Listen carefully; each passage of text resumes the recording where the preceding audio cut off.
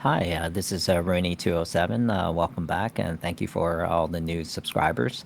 Really appreciate it. Tip for today's channel video, we're going to talk about League of Kingdoms continent versus continent. This is the second part of the preparation piece for it for day one that we're going through. And I think going forward, what I'll do is I'll combine the previous part, and then I'll also make additional updates to try to better prepare the our members for next CvC.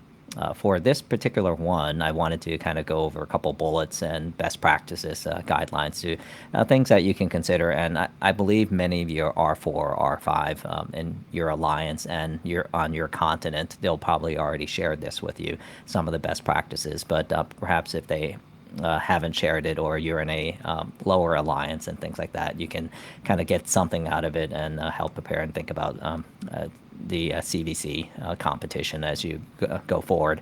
You definitely want to join CvC as many of your accounts as possible to contribute. So don't stay in your home kingdom because at the end of the day, you're not helping your continent win points. The second is to use teleports and shields wisely. They're important and they're difficult to obtain and costly at times, depending on which moments you need it most. Do not train troops in your homeland, as you, your alliance, and your continent will not receive the CvC points for it. Train while the global training skills, charms, and your activated skills and treasures are in effect. That would be optimal and try to train for the most. Some players may choose to opt for 4 barracks if they have the maximum training capacity. That may help as well. It's something to think about.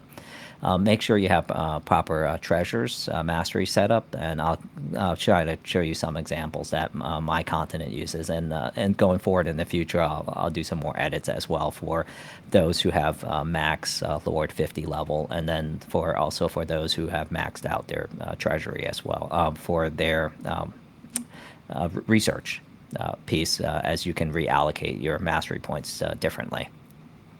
Spartoid and Monster Rally with cavalry treasures set up. You definitely want to have a minimum of 109% cavalry speed for this because you don't want to be the slowest amongst your rally peers. In terms of allocating mastery points for number 7, you want to allocate about 12 to cavalry, 8 in combat for the speed ups, with the rest in the monster, including the monster speed. And I'll share some examples here, and then you can contact me on Discord or in-game, and I can share it with you as well, this document. The Spartoid rally participants, you'll want to check to make sure that you don't fill the entire rally, because you want to ensure the maximum number of participants from your alliance to be able to get credit for that and to receive the crystals and the additional rewards. Also, a reminder that titles do not work in CvC, so you'll need to travel back to your home kingdom to activate any of those title skills.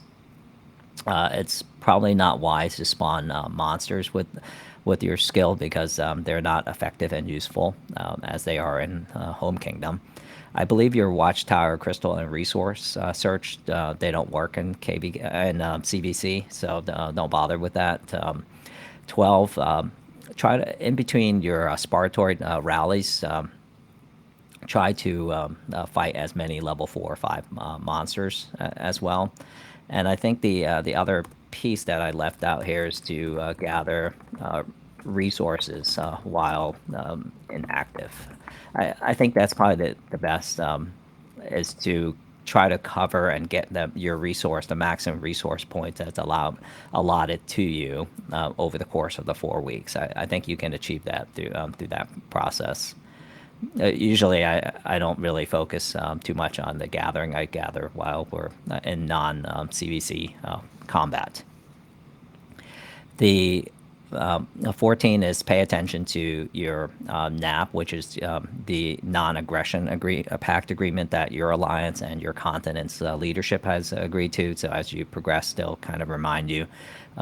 One of the other things that one of our alliance leaders a kind of general ballpark for what's producing, and we'll try to verify it. This is Plazar's.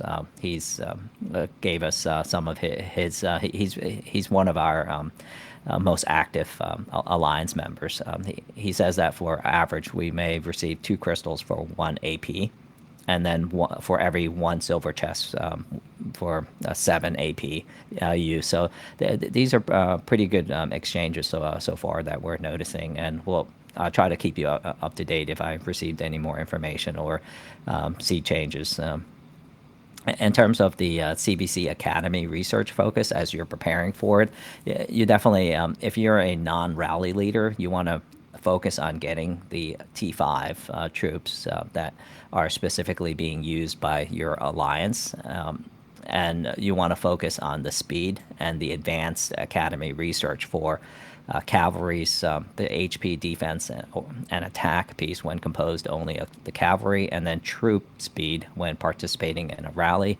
The cavalry's defense, HP attack when participating in rally. These are the 3, I think, important essentials to help ensure that you're not the slowest member of your participating rally. If you're a rally leader, that's a completely different situation. You'll need to do more than just building the T5. The following snapshot has been provided by the leadership of Continent 4, and this is just an example of where you can kind of deploy your points to get across them for the speed, maximum speed. And also the treasure piece, this is also a snapshot to kind of give you the optimal speed. I've also used the war axe, and that helps too. And then I'll do a third part here, and an update later to prepare for the following CvC, and I'll give a snapshot of my account as well, and along with sharing with my own alliance and continent. This is pretty much it for this video for the second part, and thank you so much for watching, and I'll talk to you next time.